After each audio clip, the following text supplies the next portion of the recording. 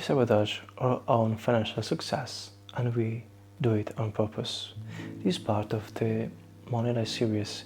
Every episode in this series explores one reason standard financial advice keeps failing us. Not because we are irresponsible, because the advice ignores the actual psychology. This is episode 13. I want you to think about a moment when things were going well financially. A period where things were building, money was coming in, things felt stable, and then something happened. A decision that didn't quite make sense, an expense that wasn't necessary, an opportunity that wasn't taken, for reasons that felt real at the time, but are hard to fully explain now. Most people chalk that up to bad luck or poor judgment in the moment, but for some people this pattern repeats. Things get to a certain level, then something brings them back down. Different circumstances, same result.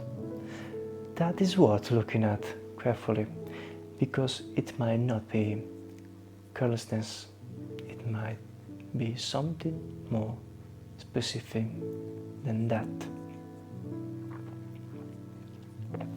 Then here is the idea.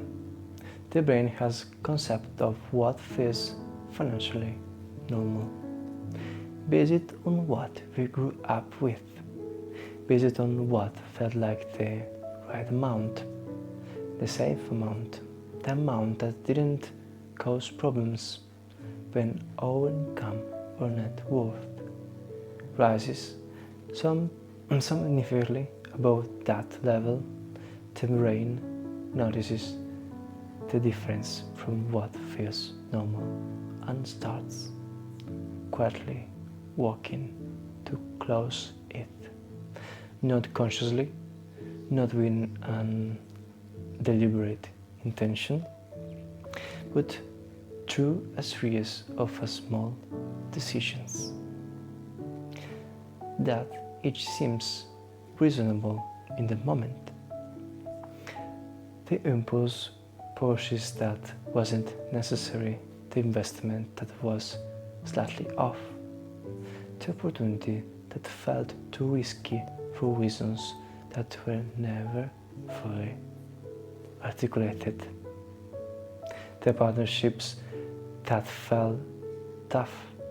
To me, individually, each one has an explanation. Together, they form a pattern.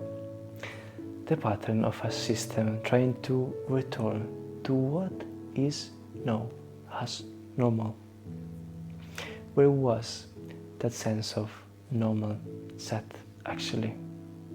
As always, almost always in a childhood, it's the emotional tone around money before we were old enough to evaluate it, not necessarily in what was said differently, more in what was felt.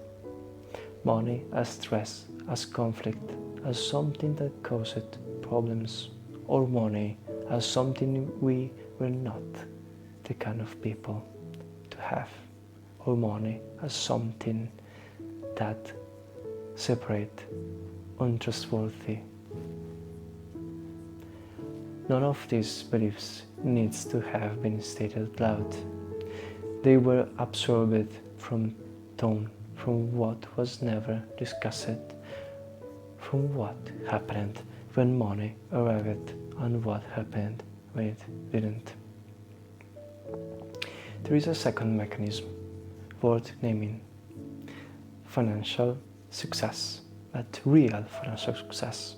Something means surpassing the people we grew up with, our partners, our community, the people who shaped us, and for many people that surpassing doesn't feel like achievement, It feels like separation, like becoming different from the people we love, like a quiet betrayal. The brain, which is primarily wired for belonging, treats that kind of separation as dangerous and finds way to undo it. Again, not consciously, but reliably. The practical questions to sit with after this episode, not answer immediately. To think about honestly, what was the emotional tone around money in the home you grew up in, not facts of it, the feeling of it.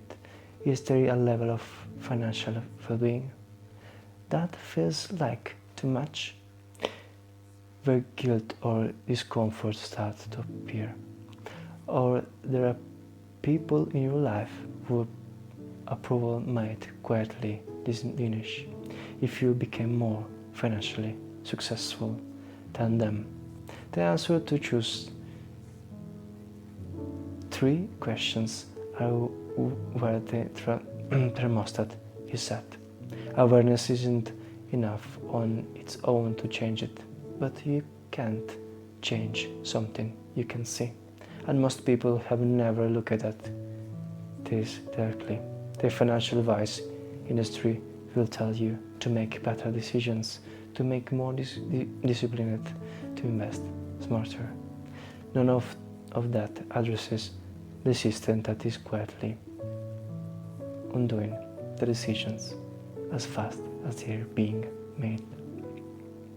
And as always, in the next episode, every bad decision we made while tired wasn't a decision, it was a symptom.